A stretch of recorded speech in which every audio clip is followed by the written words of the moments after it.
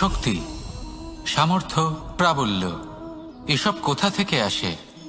কোথা থেকে এগুলো প্রাপ্ত করা যায়?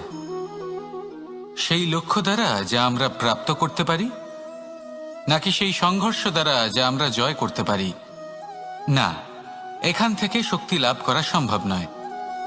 যখন আপনার সামনে এমন কোনো লক্ষ্য থাকবে যাকে ভেদ করা অসম্ভব মনে হবে, তাও আপনি চেষ্টা করতে থাকবেন।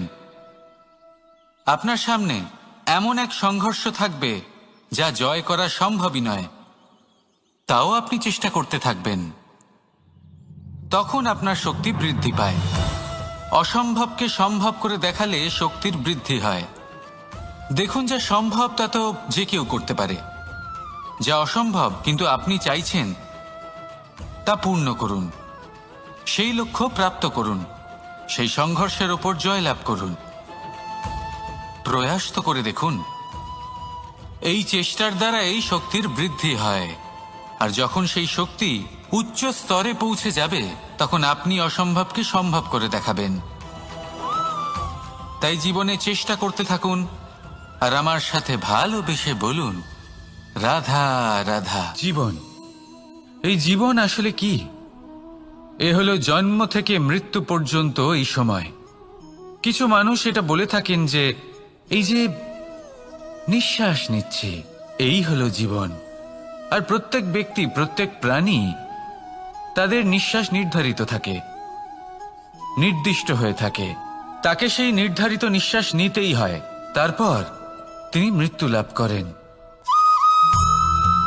কিন্তু এটা কি সত্যি? সত্যি কি মনুষ্য জীবন এই নিঃশ্বাসের উপর নির্ধারিত থাকে? এই নিঃশ্বাসের গণনাই কি মনুষ্য জীবনের অস্তিত্ব? কখনোই নয়। মনুষ্য জীবন শুধু কিছু নিঃশ্বাস নয় যা একদিন থেমে যাবে। মনুষ্য জীবন হলো সেই নিঃশ্বাসের মধ্যেকার সেই সময় যা দেখে অন্য কারোর নিঃশ্বাস স্তব্ধ হয়ে যেতে পারে। সেই মুহূর্ত যেখানে মানুষ আপনার মধ্যে সেই প্রেম দেখতে পারে, আপনার সাহস দেখতে পারে, আপনার শক্তি দেখতে পারে, আপনার চেষ্টা দেখতে পারে, আপনার পরিশ্রম দেখতে পারে, অন্যায় আর দুর্নীতির বিরুদ্ধে আপনার যুদ্ধ দেখতে পারে। জীবনে গুরুত্বপূর্ণ সেই মুহূর্ত, সেই সময় যেটা আপনি বেঁচে আছেন। সেই সময়ে আপনি এই সংসারের অন্য ব্যক্তিদের জীবন বাঁচার একটা দিশা দেখাতে পারেন, একটা প্রেরণা যোগাতে পারেন, শক্তি দিতে পারেন, আশা দিতে পারেন। তাই জীবনে এটাই করুন। এমন একটা জীবন যাপন করুন যা অন্যের জন্য আদর্শ হয়ে থাকে। এটাই করুন আর আমার সাথে ভালোবেসে বলুন, রাধা রাধা। আমরা সবাই নিজেকে স্বচ্ছ রাখতে চাই, শুদ্ধ রাখতে চাই, পবিত্র রাখতে চাই। আর দেখতে গেলে এটা হলো আমাদের কর্তব্যও বটে।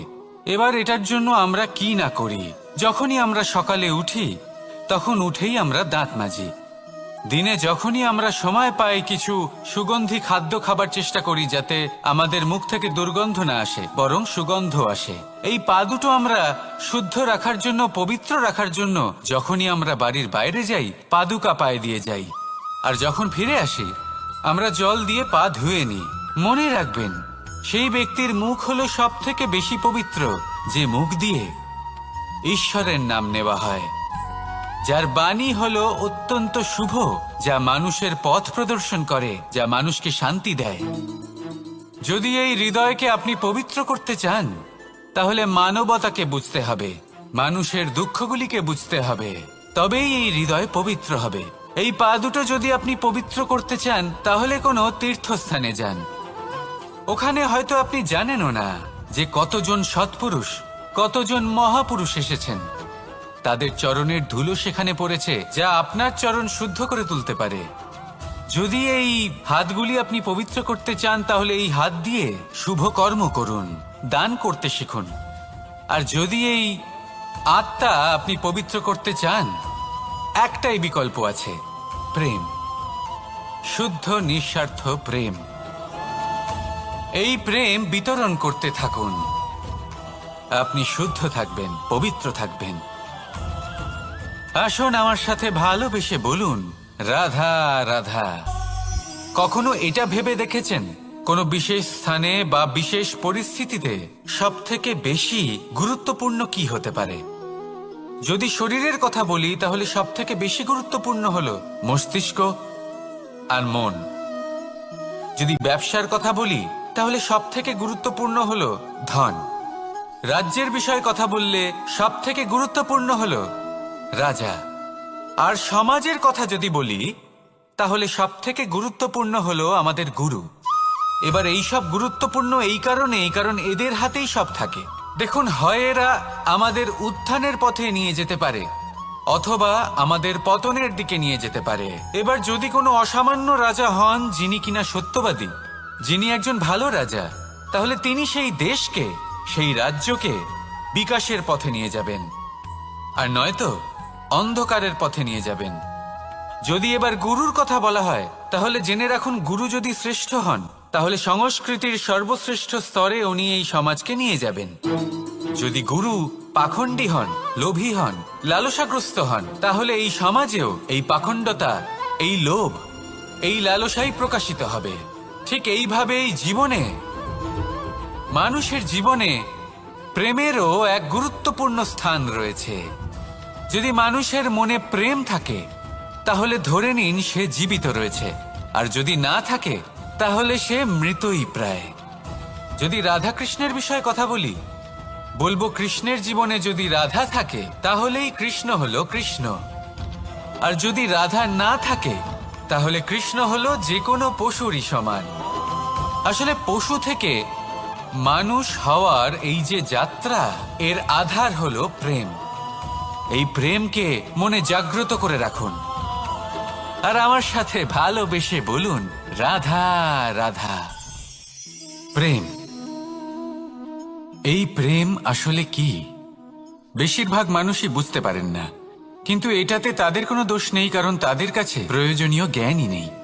এবার প্রেমের বিষয়ে আজ আমি একটা ছোট্ট কথা বলতে চাই। আপনি দেখবেন কিছু মানুষ যখন কাউকে ভালোবাসেন তখন তাদের মনে হয় সেই ব্যক্তির ওপর ওনার অধিকার রয়েছে। এবার সেই অধিকারের বোধে ফেঁসে গিয়ে নিজেই ক্রুদ্ধ হয়ে বসেন যে ও আমার কথা মনে করলো না, ওর স্মৃতিতে আমার কোনো স্থান নেই, ও আমার সাথে কথাই বলতে ভুলে গেছে, ইত্যাদি ইত্যাদি অনেক কারণ হতে পারে। আমি আপনাকে একটা প্রশ্ন করি, এই যে স্মৃতিগুলি, এটাই কি ভালোবাসা? কখনোই নয়। প্রেম তো হলো সেই আবেগ, সেই বোধ যা এক সুগন্ধিত ফুলের মতো আপনার জীবনকে, আপনার মনকে আনন্দিত করবে, প্রসন্নতার দ্বারা ভরিয়ে তুলবে। প্রেম হলো সেই বোধ। তাই যদি আপনি প্রেমকে বুঝতে চান তাহলে প্রেমের ভাবনাকে বোঝার চেষ্টা করুন। প্রেমকে যদি যাপন করতে চান তাহলে আবেগের দ্বারা যাপন করুন, স্মৃতির দ্বারা নয়। স্মৃতির কি আছে? আজ আছে, পরবর্তীকালে নাও থাকতে পারে। সময়ের সাথে এই স্মৃতি ফিকে হয়ে যেতে পারে, কিন্তু এই আবেগ তা চিরকাল মনের মাঝে থেকে যায়। তাই আসুন আর আমার সাথে ভালোবেসে বলুন, রাধা রাধা। রাজ্য, শাসন, সাম্রাজ্য, সংস্থাপনা, এগুলিকে সফল কখন বলা যেতে পারে? কোনো কোনো বুদ্ধিজীবী বলেন তখন যখন চারিদিকে শান্তি থাকে, কারোর মনে কোনো প্রশ্ন থাকবে না, শঙ্কা থাকবে না। কিন্তু আমার মনে হয় এটা অনুচিত। কোনো রাজ্যের পক্ষে বা কোনো শাসনকালে সবথেকে বড় সংকট তখন আসে যখন সবথেকে বেশি যোগ্য ব্যক্তি বা সবথেকে বেশি বিদ্বান ব্যক্তিও শুধু মুখদর্শক হয়ে বসে থাকেন। মনে প্রশ্ন আসতে থাকে কিন্তু জিজ্ঞেস করেন না, শঙ্কা উৎপন্ন হয় কিন্তু ব্যক্ত করতে পারেন না। এটা খুবই অনুচিত। এই যে প্রশ্ন, তা আসা খুব ভালো। এই প্রশ্ন অকারণে আসে না, কোনো সমস্যার কারণেই আসে। এই প্রশ্নের দ্বারা আপনি সেই সমস্যাগুলি দেখতে পাবেন যাতে আপনি এতদিন অনভিজ্ঞ ছিলেন। আর যত প্রশ্নের নিবারণ আপনি করবেন ততই আপনার রাজ্য, আপনার শাসন আরো শ্রেষ্ঠ হয়ে উঠবে। এই প্রশ্ন, এই শঙ্কা, এগুলো আপনাকে সমাধানের চূড়াতে অবশ্যই নিয়ে যাবে।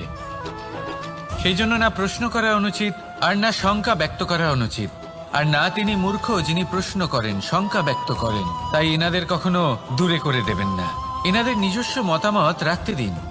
যখন সবাই মিলে একমত হবেন, তখন নিশ্চিত রূপে বলা যায় যে এই রাজ্য, এই শাসন, এই সংস্থাপনা সাফল্যের শিখরে রয়েছে। তাহলে আসুন আর আমার সাথে ভালোবেসে বলুন, রাধা রাধা।